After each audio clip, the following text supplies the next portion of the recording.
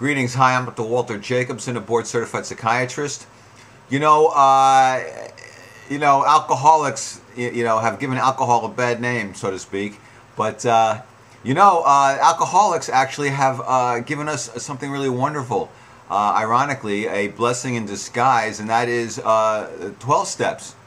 The 12-step programs, which, are really quite incredible and quite healing and quite spiritual and quite transforming.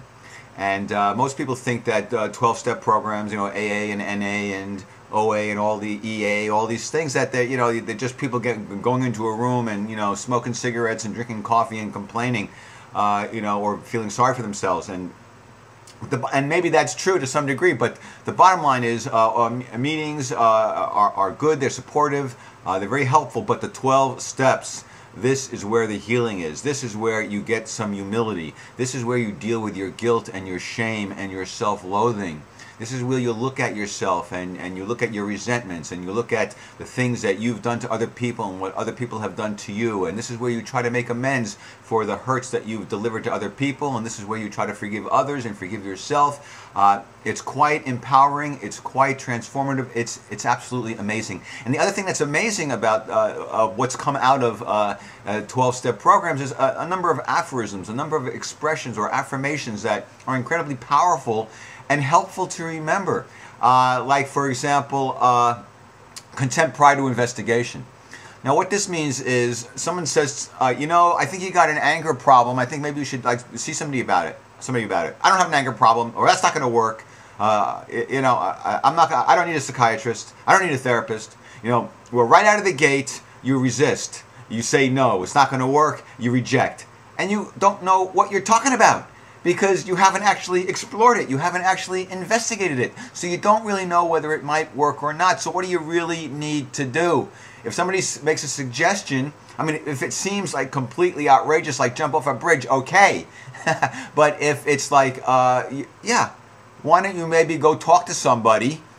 Guess what? Maybe you should go talk to somebody. And then after you talk to somebody, if you decide, that really wasn't for me, I don't see any value in that, okay, that makes sense. You checked it out, you decided it wasn't for you, and you reject it. But to reject it before you've actually explored it or investigated it is a huge mistake. Another expression is, don't give up before the miracle happens.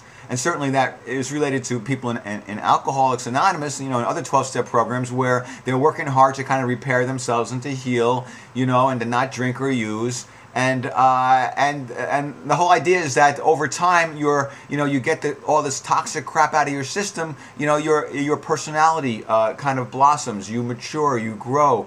You get happier. You get healthier. You get wiser. And your life gets better. And you used to get in your own way. You used to sabotage yourself. And now things are working for you. Those are the promises of the 12-step programs. And sometimes people are struggling with their sobriety. And things aren't happening as fast as they would like them to. And so the whole idea is don't give up before the miracle happens. Keep working it. Keep working the program. Keep coming back, because sooner or later, if you keep doing these transformative principles, if you keep working your game, working your program, good things shall come to pass. Okay? What's another one here? Rigorous honesty. That's pretty tough. Rigorous honesty is very tough. It's very tough to be honest with yourself. It's very tough to be honest with others. When people call you out on stuff, to admit it, it takes a lot of courage and humility.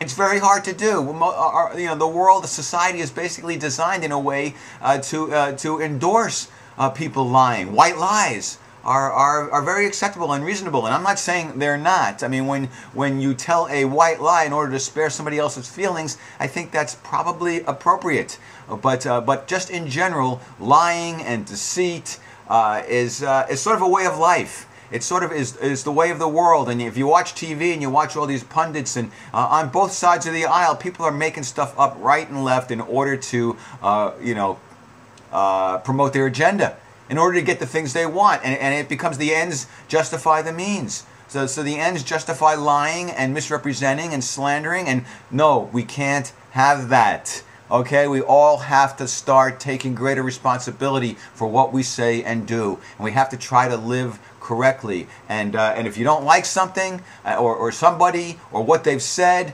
just stick to the facts. Okay, just the facts, ma'am. That's what you got to do. Okay, and if you can't make your case by sticking to the facts, if you've got to lie and misrepresent in order to make your point, then what point have you made? And and there will be no longevity to whatever success you might accomplish, because sooner or later, if a foundation is built on lies, it will crumble. Okay, there are a whole bunch of other 12-step aphorisms and expressions that are very empowering, but that's all for right now. Thanks, take care, peace be with you. See you next time.